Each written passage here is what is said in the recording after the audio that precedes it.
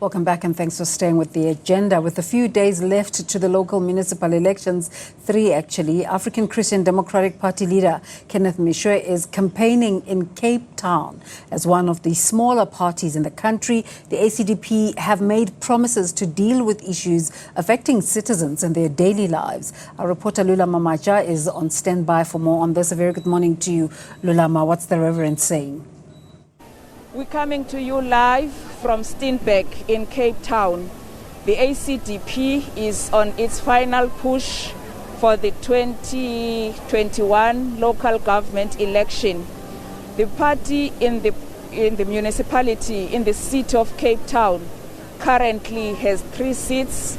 But to talk to us more about their campaign today, what it includes, I am joined by the party's elections manager, Haskin. Say, why should people vote for the ACDP on November 1st? Well, look, the ACDP's message to the voters of Cape Town and of South Africa is if they want to see change in their municipalities, if they want to see real quality services delivered, if they want to see an end to corruption and beneficiation of friends and family members and putting the ratepayers first, then we've been saying then you have to change your vote and vote for the ACDP. Because, we are going to a community just now called Westlake, just up the road here. Right next door to it is a world-class golf course. But this community of Westlake have been left behind for 15, 20 years. And that's brought to you by the DA who's been governing this city of Cape Town for the last 15, 20 years. Now, they can't say that they're delivering services to all of the people when they leave communities like this one out of services. We're going to go and see sewage running in the streets today. We're going to see people living in backyards of backyards with no services at all.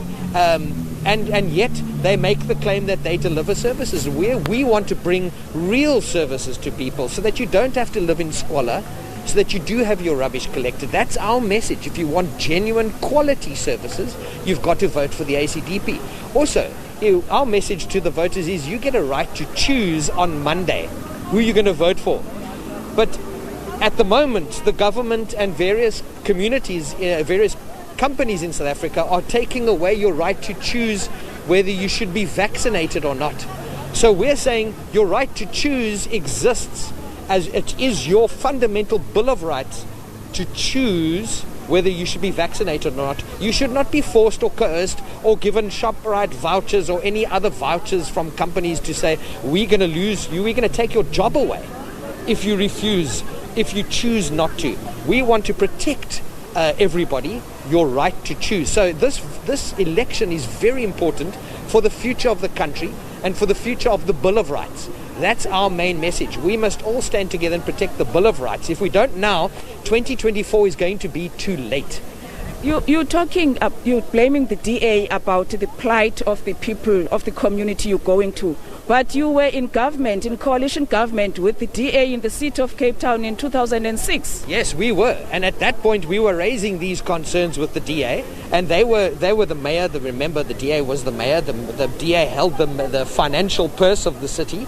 And every time that we were raising these concerns in the mayoral committee, then the DA was saying, no, but we'll get to that next year. We'll get to that next year. And all of those projects were delayed and delayed and delayed. And eventually, after the 3-year time that we were together, many of the projects were delivered, but many of them weren't delivered. And they're still not delivered now, 10 years later. 10 years later, there's housing projects that have been postponed year after year after year because the DA just doesn't want to get to them. So we want to change the priorities. We want to change the budget priorities of Cape Town to really impact the poor where it's necessary. And we want to make this an affordable city to live in. You can't say that we defend all of the people of the ratepayers of Cape Town when we're saying that ratepayers can't even afford to pay their rates and their electricity and their water accounts. So the ACDP wants to scrap the water levy and the levy that's applied to electricity. Electricity and water is already too expensive in Cape Town and people can't afford to pay these things. So now they're feeling pushed out of their houses. So we want to give you, the ratepayers of Cape Town, a reduction in your rates account. So you'll see immediately the ACDP comes into power. By the end of January, you'll see a reduction of your rates account because we've scrapped the pipe levy and we will have scrapped the electricity levy for home user charges. You didn't leave the coalition because of non-delivery by the DA, as you're saying that now they didn't deliver. You left it out of your own reasons.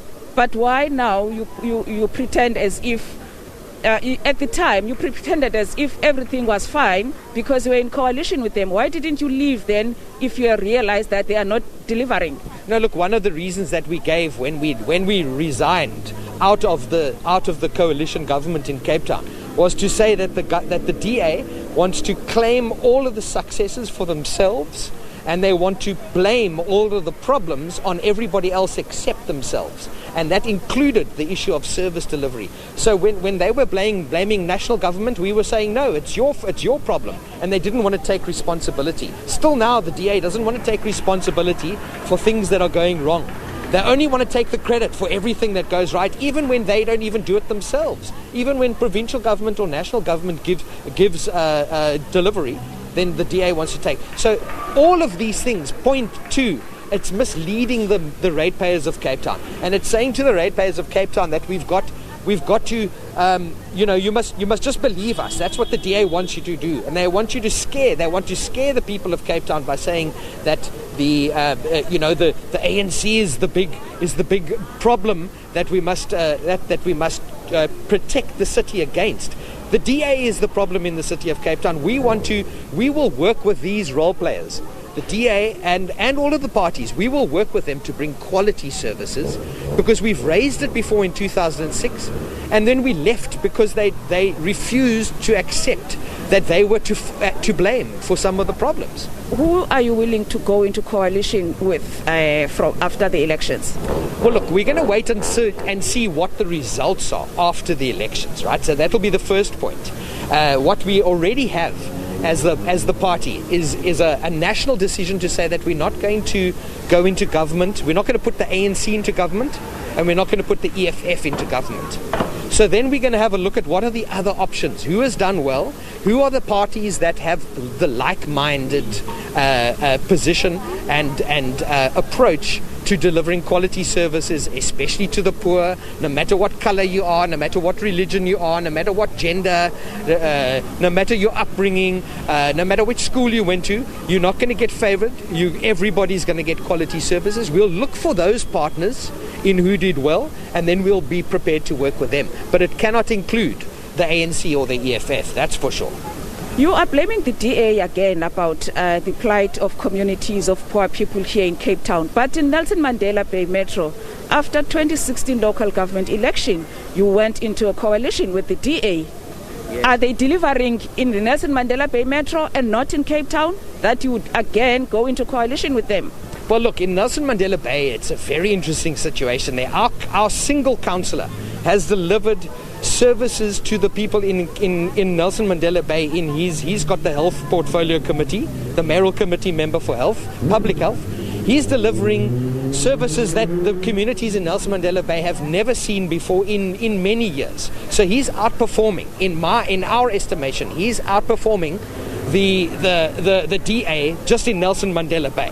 Then if you come back here into Cape Town, the difference here is that the DA are saying, well, this is all their delivery, but they don't care about what others are saying. They don't care what the communities are crying out for. They're crying out for affordable city to live in, right? And they're not getting it. So they're being ignored. Everybody just gets ignored. Then the last thing is here in the city of Cape Town, what the DA have proven is that when they have an absolute majority to govern on their own, then they abuse that majority, right? They've got more than enough councillors to make every decision on their own. They don't listen to the opposition. They ignore us. When we say that we want to reduce the rates accounts for ratepayers, the DA ignores us. When we say that we want to invest in fire stations and we want to invest in sewage services and environmental affairs in the city of Cape Town, we want to make sure that the health clinics are open longer, then the DA ignores us because they can. When they couldn't ignore us was when we were in government with them, and then they needed our vote to be able to pass things. And that's why the ACDP was able to implement projects that have been expanded in Cape Town since. Like, for instance, I was the deputy mayor of Cape Town in 2007. When I was there, I opened an outpatient clinic for drug and alcohol dependencies. I opened the first one. Since then, the DA have expanded that program to 8, and it's won international awards. So that is a quality service that they have recognized, but they've always taken the kudos for it. They've always taken they've said, no, this is our project. But in fact, it was under my control when I was deputy mayor. So now we're going to expand that project further to make sure, because we know it works. It's proven itself to work in the 10, 11 years since 2009, 2008 is when we opened the first one. How do you think the ACDP will do in this election? No, look, the ACDP is looking forward to a very significant increase in support in Cape Town and in very many municipalities around the country, including Nelson Mandela Bay, eThekwini, Durban, City of Johannesburg, Tshwane, Ekurhuleni. All of our metros, we're looking at, that's where our strength is, in our metros. Then in the rural municipalities, in Limpopo, Northwest, and Mpumalanga, Free State, we're looking at increases there because we can see it. When we go and campaign with people, we've got youth joining the party, which is always a good sign of growth when the youth is joining the party. If you look around here, this is all youth. Yeah, I'm the oldest here by far, by maybe 20, 30 years. Now, that's always a good thing when the youth is coming through, because now they are our leaders. They're our branch chairs. They're our campaign managers. They are running these campaigns. They put this together today for us. Now, when the youth get excited about the ACDP, then you know that you've got a future, and then you know that the voters who have never voted before are going to come and vote for the ACDP. That was the ACDP election manager, Grant Haskin. They are going to this election upbeat about their performance. They are saying that they are going to increase their numbers. They have recruited more young people now before.